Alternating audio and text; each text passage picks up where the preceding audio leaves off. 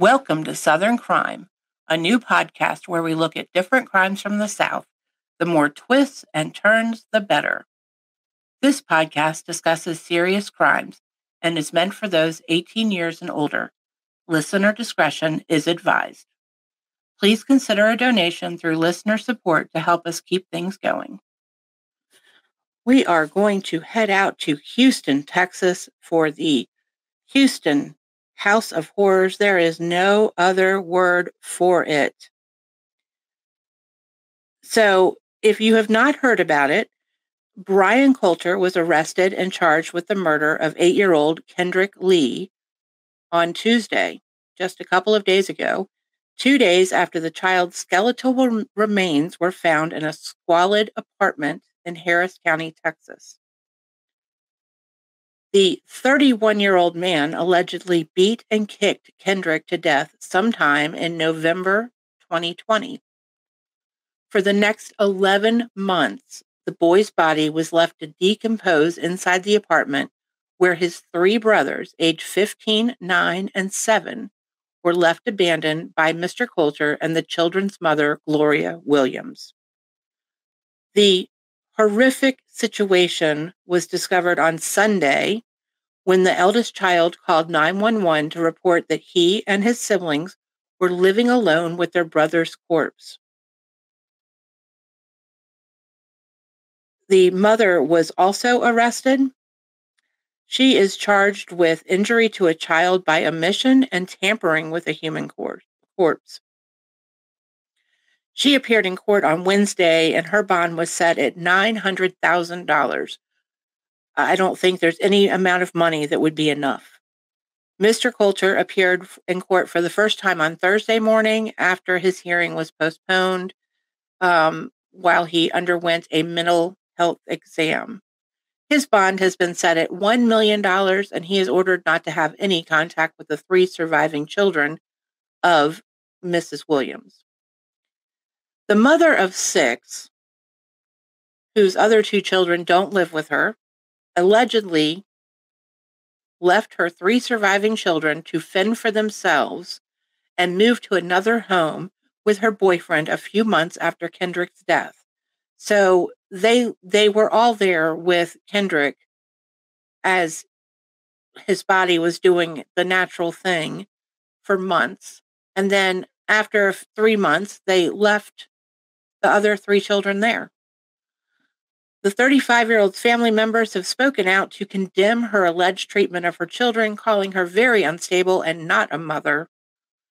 Melody Robinson, the paternal grandmother of Williams' 13-year-old daughter, who has had custody of her since she was 2, said that Mrs. Williams failed her children by allowing them to be subject to Mr. Coulter's alleged abuse.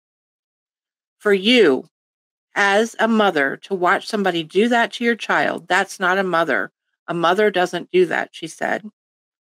Our job as a mother is to protect our children. She failed that baby. She failed her kids in that area. She did not protect her children. Mrs. Robinson described Williams as very unstable and said she was glad she had been able to keep the teenage girl away from the horrific situation.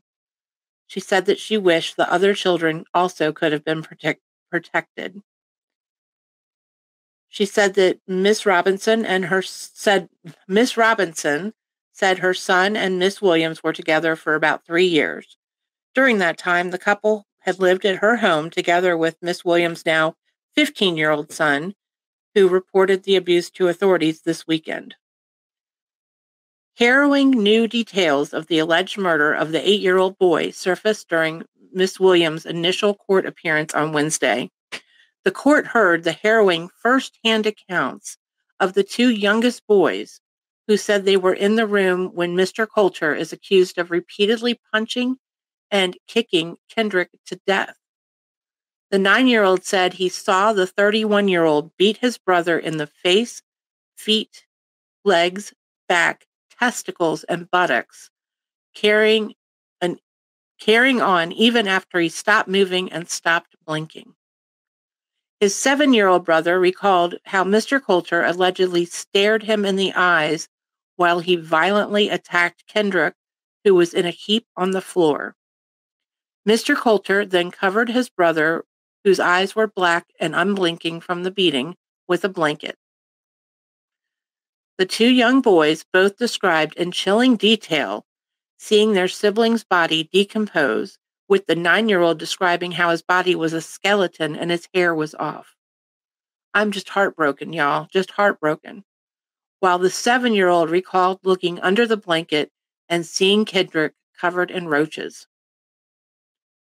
Miss Williams told investigators on Sunday that she saw her boyfriend punching Kendrick last November and stopped him, the court heard. She claimed she then came into the bedroom the next morning and found her son dead and covered in a blanket. Miss Williams told investigators she had confronted Mr. Coulter, who told her he was sorry and had lost control, that he just repeatedly punched her son until he went to sleep.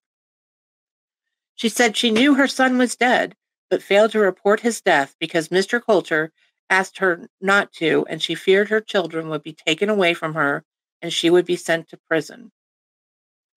Officials said at a press conference on Wednesday that Mr. Coulter had abused his girlfriend's children consistently since he started dating their mother a few years ago.